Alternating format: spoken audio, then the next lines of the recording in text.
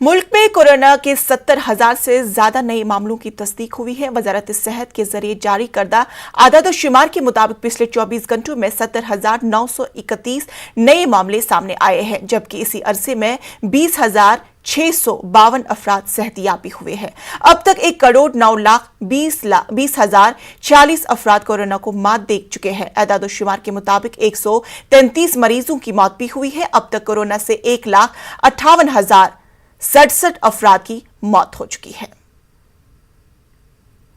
नई मुंबई में गुज़श्ता 24 घंटों में कोरोना के 124 मामलात सामने आए हैं। नई मुंबई में 134 मरीज सेहतमंद होकर घर लौट चुके हैं। गुज़श्ता 24 घंटों में एक मरीज की मौत वाक़ई हुई है, जबकि 1500 के करीब मरीज ज़ैर इलाज है। नई मुंबई कॉरपोरेशन के 4 नए वैक्सीनेशन सेंटर भी कायम किए गए हैं।